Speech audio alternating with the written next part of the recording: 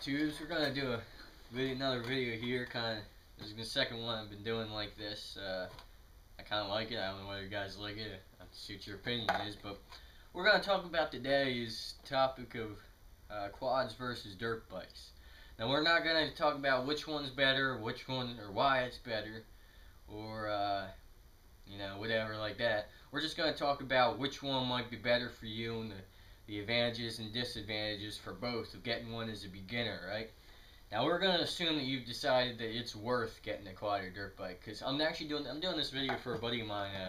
His name's Dylan, and he sometimes he comes over here and he'll ride my quads and dirt bikes. And unfortunately, he lives over in a neighborhood where he doesn't have a whole lot of land or anything, but that's something he can worry about.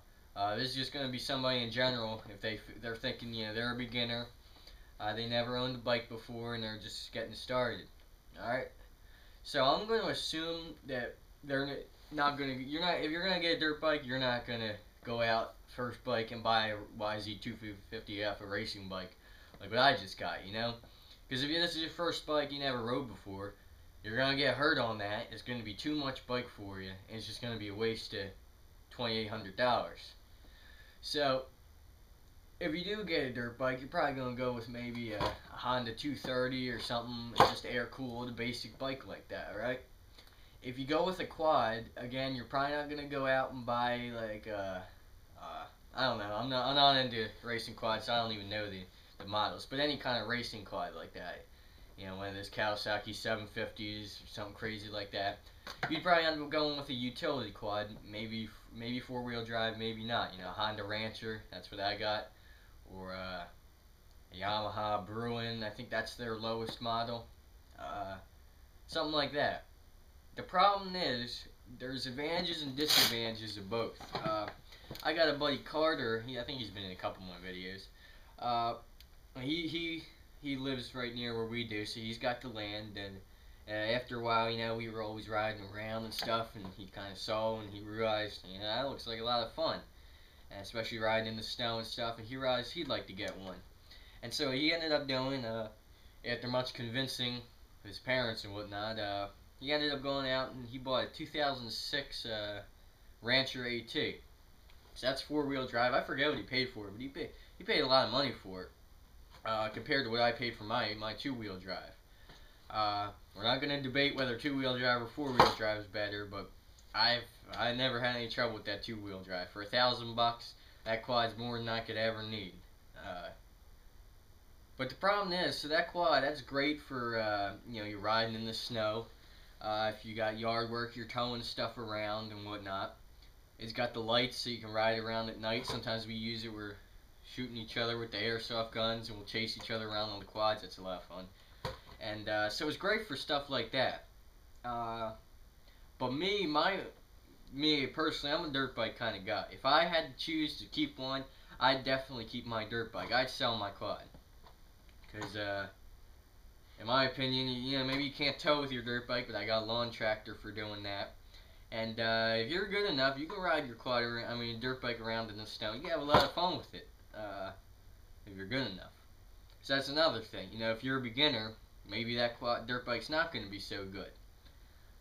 So I'd say if you're a very beginner, just starting out, maybe a quad's going to be the best thing. But now I'm going to go back to my buddy Carter now. Alright, so when he bought that quad, he bought that on New Year's Eve last year. So it's going to be coming up a year that he's had it. Well, he had that, he rode that around, he had a blast for it. But then, after all the snow melted, I'm a dirt bike guy, I started riding my dirt bike again. So, we go out every once in a while, we'd ride around. And what it would be is he'd have his quad riding around, and I'd be on my dirt bike. And he obviously, my dirt bike's going to accelerate a whole lot faster than his quad. In my opinion, you can have more fun with it, but that's to be debated. But what it came down to is eventually he decided, alright, you know what, I want to get a dirt bike too. And now what we all had was, we had Honda 230s. It's actually my dad's bike. I had a Honda CR85 race bike, but I didn't ride that around the house. It's just too noisy. I don't get the neighbors annoyed and whatnot. So I used to ride the 230 around, and my buddy Nate, he had one of those. Actually, he had a couple of them. And so Carter, he was looking at an older bike, maybe an XR 200, but for go with something a little newer, he ended up going with that Honda 230. Now for riding around the backyards, just like my Rancher, that Honda 230 is the best bike. It's not a ton of torque. It's not meant for that. It's more of a trail bike. The suspension's not great. Mine's actually got heavier suspension in both the front and back, so I can do some decent jumping with it. It doesn't have a ton of power, but in the backyard, you're not going to use that. Now his yard's a little more open. So I'll be going across his yard with that bike wide open. I'm probably going 50 miles an hour, but maybe that's not the best idea. Who knows?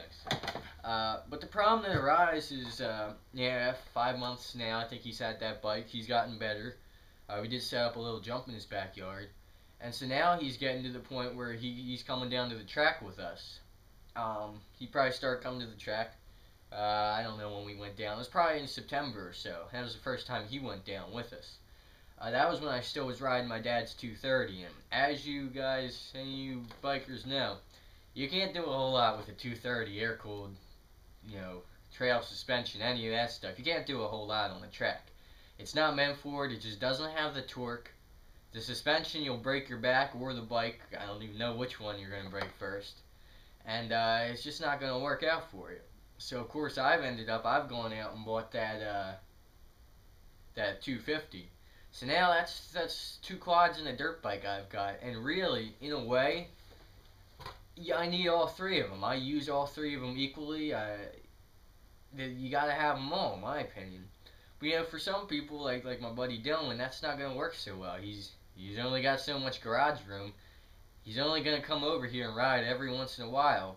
But let's say he buys that quad, and then he decides he wants to get a bike, and he gets a little better on the bike, and now he needs a race bike.